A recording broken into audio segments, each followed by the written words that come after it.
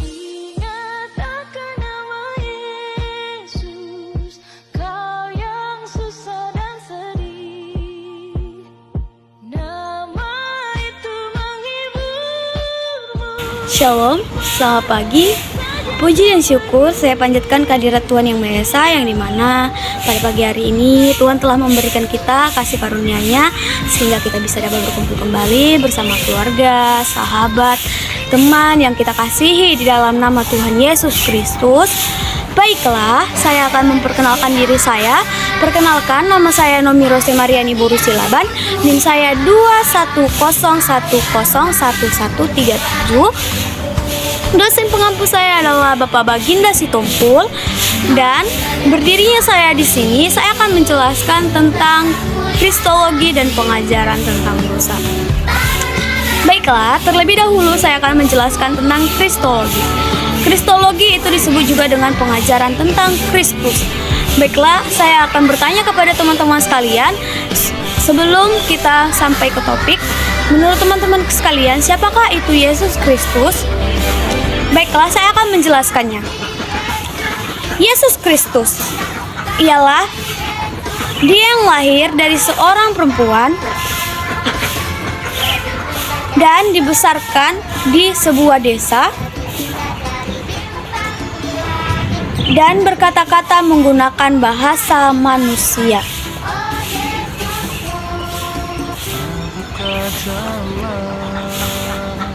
Yesus Kristus merupakan diutus oleh Allah sebagai juru selamat dan Tuhan. Kristus merupakan salah satu pusat pemberitaan Alkitab dan dasar iman Kristen dan dasar iman Kristen. Baiklah, saya akan menjelaskan tentang permasalahan-permasalahan apa saja yang terdapat di dalam kristologi. Sebelum sampai ke permasalahannya, saya akan menjelaskan sedikit tentang pengajarannya. Dalam mempelajari kristologi dengan metode penelusuran historik, mengakibatkan timbulnya pandangan-pandangan kristologi yang bertentangan dengan kristologi tradisional. Baiklah, dalam bahasa Inggris itu ada disebut dengan dua bahasa, yaitu kristologi from above dan kristologi from below. Baiklah, saya akan menjelaskan tentang kristologi from above. Kristologi from above itu disebut juga dengan kristologi atas, sedangkan kristologi from below itu disebut juga dengan kristologi bawah.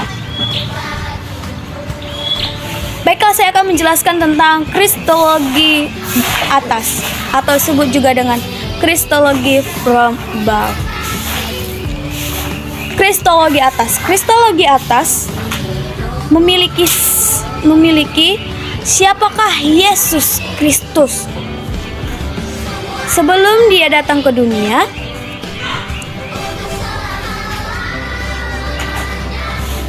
mediator menguraikan inti pandangan-pandangannya sebagai berikut. Yang A, itu seperti dasar untuk memahami Kristus bukanlah Yesus sebagai historik, melainkan krugma, yaitu pemberitaan gereja tentang Kristus.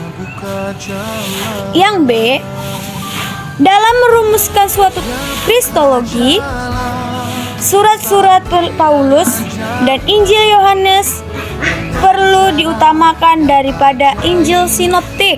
Bukannya jalanku, Dia menuntunku dan memeluk diriku.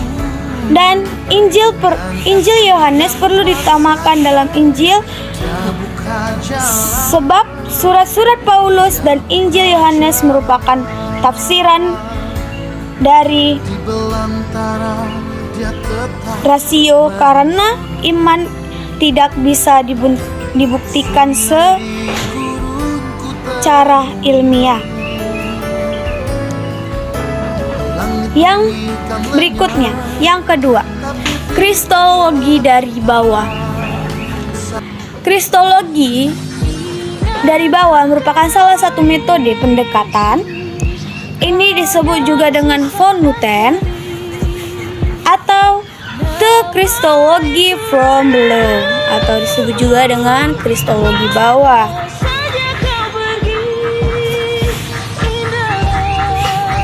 Pandangan kristologi dari atas sebagai berikut. Tugas kristologi adalah bukti yang logis kepada tentang keahlian Kristus. Yang kedua, itu kristologi dari atas cenderung mengabaikan kehistorikan Yesus dari Nazaret itu. Yang ketiga, kristologi dari atas hanya mungkin bagi diri sendiri dan bukan untuk kita. Pannenberg kemudian menguraikan pandangannya sebagai berikut. Itu seperti penelusuran historik sejarah itu dan sangat jelas. 3. Kristologi alternatif. Kristologi alternatif bagi orang-orang ini adalah salah satu panduan dari unsur-unsur kristologi atas dan kristologi bawah. Iman kepada Kristus akan membawa kita untuk mengenal Yesus dalam sejarah. C. Dua natur Kristus. Baiklah, saya akan menjelaskan tentang dua natur Kristus. Perbedaan tentang natur Kristus muncul sejak awal kekristenan dan menimbulkan perdebatan antara yang panjang selama hampir 300 tahun lamanya. Dalam seluruh sistem keyakinan Kristen, bumi mulai peristiwa inkarnasi. Baiklah, saya akan menjelaskan yang pertama, yaitu tentang prinsip dua natur Kristus. Sifat-sifat setiap hakikat dipertahankan yang bersatu.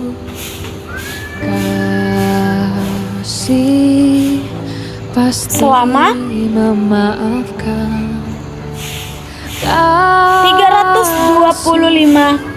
325 Masehi, ada sidang gereja di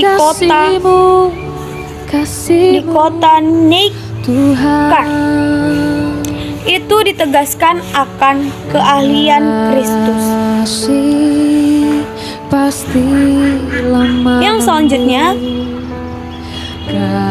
nama ilahi yang dikenakan pada Yesus itu terdapat pada Yesaya 9 ayat 5. Itu berisi tentang Allah yang perkasa. Yang kedua, itu tentang nama Yehwa. Itu disebut dengan Yehwa. Itu terdapat dalam kitab Perjanjian Lama yang terdapat pada Yeremia 23 ayat 6. Lalu itu terdapat dalam Perjanjian Baru yang tertulis dalam Yohanes 1 ayat 3. Yesus mempunyai sifat-sifat ilahi, misalnya kekal. Itu terdapat pada Mika. Lalu Yesus melakukan perbuatan-perbuatan ilahi, misalnya perbuatan penciptaan. Itu terdapat pada Yohanes 1 ayat 3. Lalu, kesetaraan dengan Allah Bapa itu terdapat pada Yohanes 10 ayat 30. Lalu, setan mengakui Yesus sebagai Allah itu terdapat pada Matius 8 ayat 28. Sedangkan Yesus menerima penyembahan itu terdapat pada Matius 14 ayat 33. Pasti lemah lembut, kasih pasti Kemanusiaan Kristus. Baiklah, saya akan menjabarkan tentang kemanusiaan Kristus sebagai berikut. Yesus datang sebagai manusia. Itu terdapat pada Yohanes 1 ayat 14. Lalu, Yesus memiliki tubuh. Itu terdapat pada Matius 26 ayat 26. Lalu, Yesus memiliki pikiran manusia. Itu terdapat pada Matius 24 ayat 36. Ajarilah kami ini kasih-Mu, ya Tuhan, kasih-Mu kudus tiada batasnya. Akibat dari persatuan pribadi itu di sini dijabarkan berdasarkan para ilmuwan. Ajarilah kami. Yang pertama itu berdasarkan tentang Komutation Idiomatum atau pembelajaran tentang sifat-sifat. Commutation Operatium itu mempelajari tentang pemberian tindakan-tindakan. Lalu Commutation Chrismatum itu terdapat dalam pemberian karunia-karunia. Beberapa ayat menyebutkan persatuan dua natur itu antara lain tertulis pada Kisah Para Rasul 20 ayat 28 dan 1 Korintus 2 ayat 8, di mana dalam Kisah Para Rasul 20 ayat 28 itu tertulis tentang jemaat Allah yang Ia telah beli dengan darahnya sendiri. Sedangkan dalam 1 Korintus 2 ayat 8 itu berisi tentang penyaliban Tuhan yang mulia.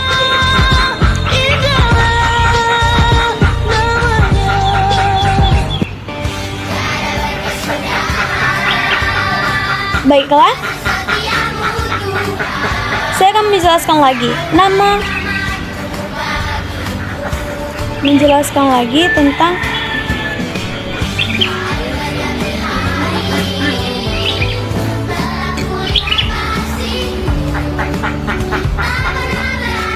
Kristus berdoa bagi orang-orang percaya. Kristus berdoa bagi orang-orang percaya. Perantaraan Kristus menjamini keamanan penyelamatan kita. Orang percaya pada keilahian penyelamatan hanya jika Kristus ini adalah perannya sebagai perantaraan. Itu tertulis pada Roma 8 ayat 34. Kristus termasuk satu, kehadirannya di hadapan Bapa. Yang kedua, firman-Nya yang diucapkan itu tertulis pada Lukas 22 ayat 32. Yang ketiga, perantaraannya terus-menerus itu terdapat pada perhatian waktu sekarang dan kerja yang dipakai.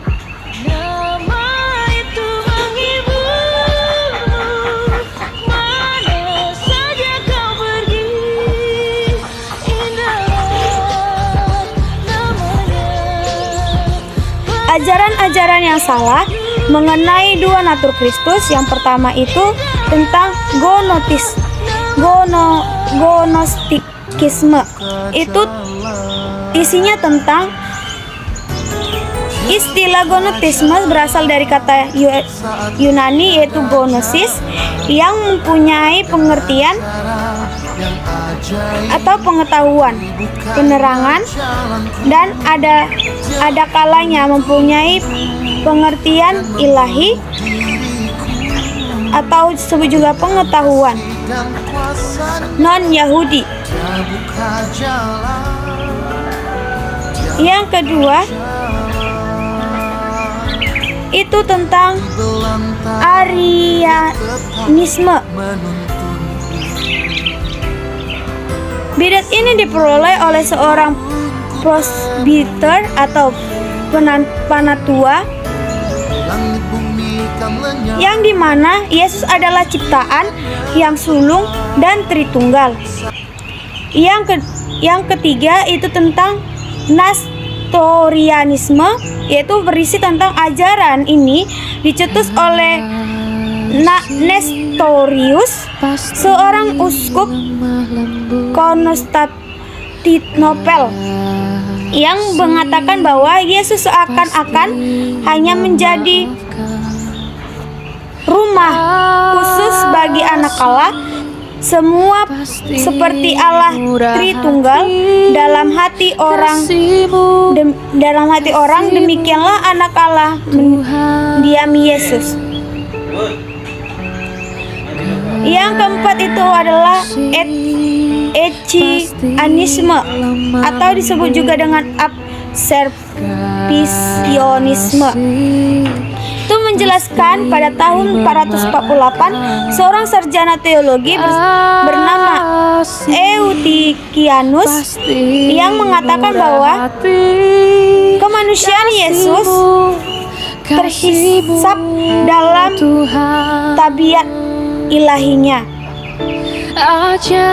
Karena tabiat ilahi ini sudah bercampur dengan tabiat manusia, maka tabiat ilahi ini sudah tidak sama lagi dengan tabiat ilahi yang dulu atau sebelumnya. Kedua tabiat ini bercampur. Kasih-Mu ya Tuhan. Yang keenam itu tentang Apollinarisme, itu berisi tentang uskup Apollinaris dari Laodik, itu mengajar pada tahun 310 sampai 390 sebelum Masehi. 12 paham ini dilatar belakangi kebencian terhadap ajaran Aurius yang merendahkan keilahian Kristus. Dia menyatakan bahwa keilahian Kristus, tetapi karena terlalu menekan keilahian Yesus sehingga mengabaikan sifat-sifat kemanusiaan Yesus.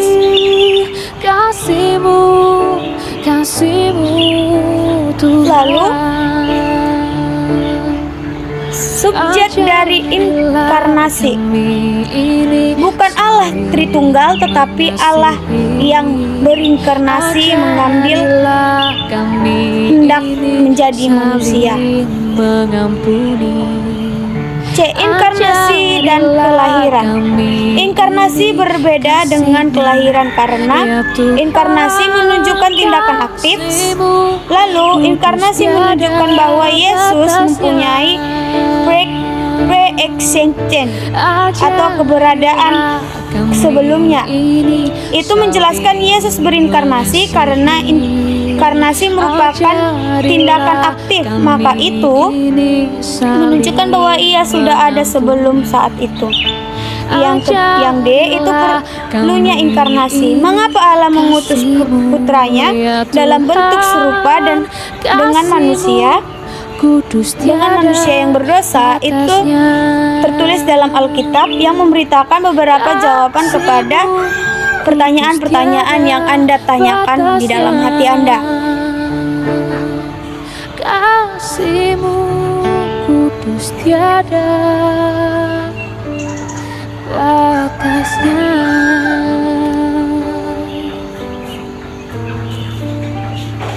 Baiklah, apa yang terjadi pada saat inkarnasi? 1. Firman atau logos menjadi manusia itu tertulis pada Yohanes 1 ayat 14. Yang kedua, firman atau logos yang menjadi manusia berarti bahwa logos mengambil hakikat manusia atau tubuh atau jiwa dan manusia itu terdapat pada tanpa mengalami perubahan dalam hakikatnya. Yang kedua, tanpa kehilangan sifat-sifatnya. Yang ketiga, tanpa mengkhianatikan atau mengurangi kegiatannya.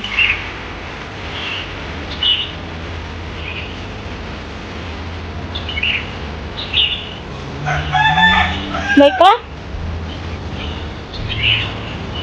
Yang kedua itu inkarnasi dan kenosis. Itu tertulis pada inkarnasi yang artinya inkarnasi. Kata ini berasal dari kata bahasa in atau dalam, tambahkan kar atau karnasi itu adalah daging. Jadi inkarnasi bisa diartikan masuk ke dalam daging. Kata inkarnasi berarti dalam daging dan menunjukkan tindakan mana Putra Allah kekal mengambil bagian darinya. Suatu rupa tambahan kemanusiaan melalui kelahiran dari anak darah.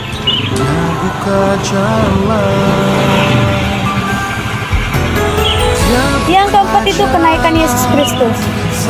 Peristiwa kenaikan Kristus ke surga terjadi pada hari yang ke-40 setelah peristiwa kebangkitannya.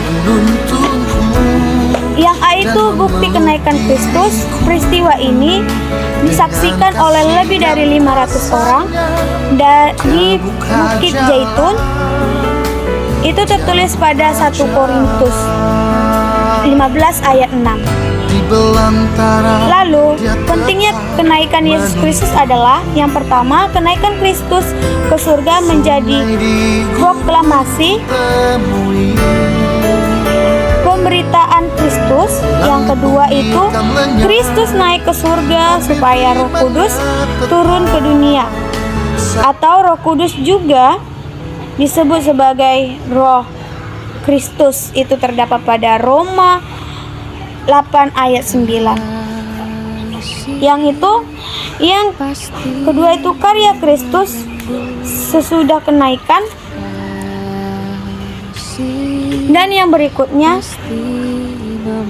itu tentang Kristus mengambil bagian dirinya suatu rupa tambahan. Yang pertama itu menerangkan pengosongan. Yang pertama mengambil rupa hamba. Yang kedua menjadi hamba dengan manusia. Yang ketiga dalam keadaan sebagai manusia. Yang keempat ia telah merendahkan dirinya dan taat saat sampai mati.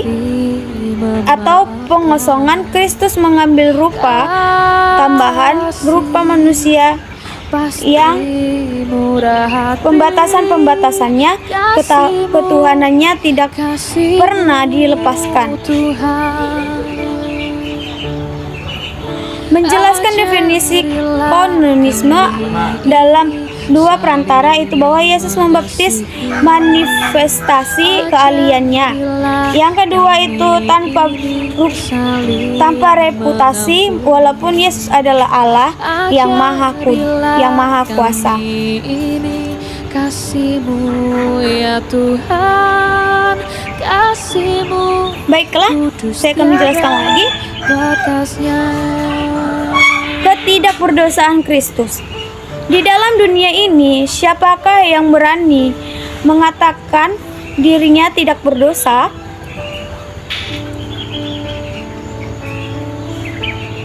Yang dianggap waras atau suci pun mengakui dirinya mereka adalah dosa.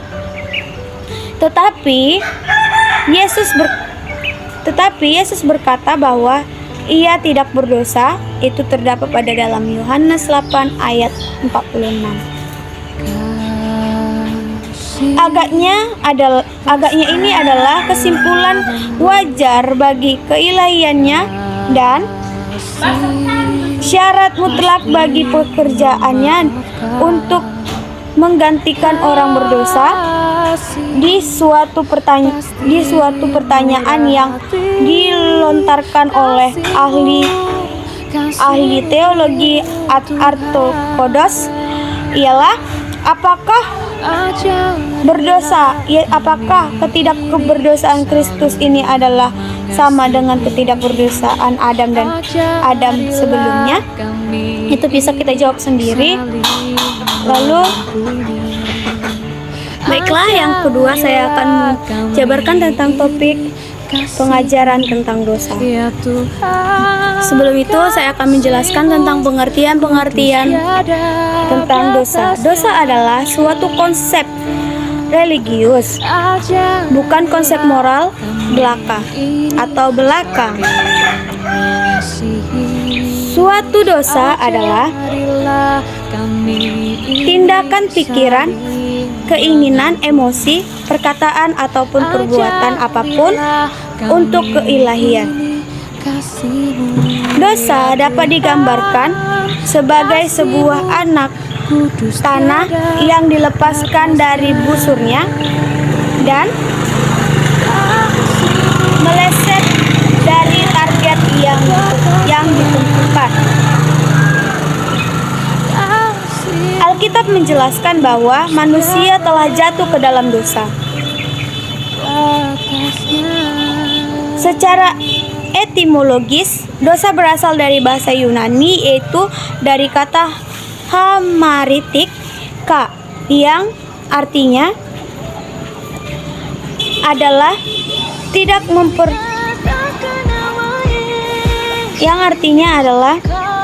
tidak mencapai target atau sasaran.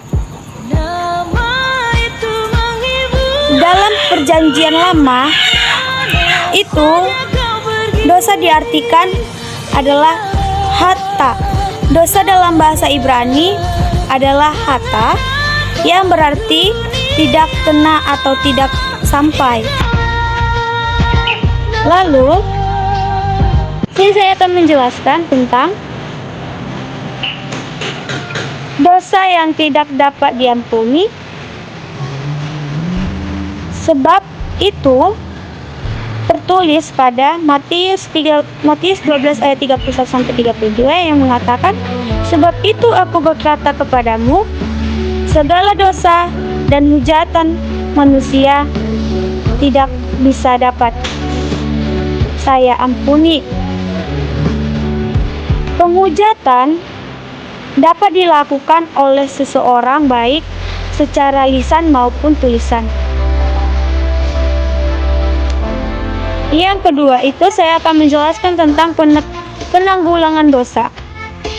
Pada dasarnya dosa merupakan pelanggaran terhadap Allah. Walaupun apa yang terbaik dilakukan tidak cukup kebenarannya. Manusia sangat kotor dan menjijikkan, itu tertulis pada Yesaya 64 ayat 6. Lalu manusia membutuhkan seseorang juru selamat, yaitu adalah Allah yang menciptakan manusia dan memandangnya begitu berharga dan mulia, telah menyediakan jalan dan keselamatan bagi manusia dari dosa-dosa mereka.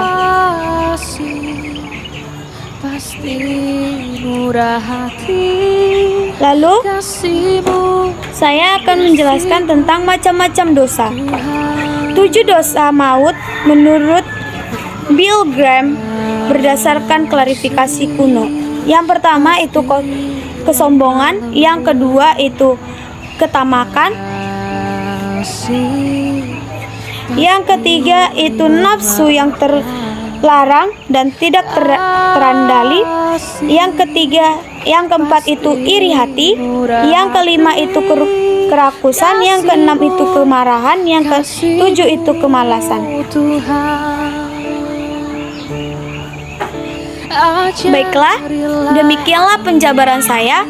Semoga bisa dapat membantu teman-teman, keluarga, sahabat, saudara yang saya kasihi di dalam nama Tuhan Yesus Kristus. Saya ucapkan shalom, selamat beraktivitas, Tuhan Yesus memberkati.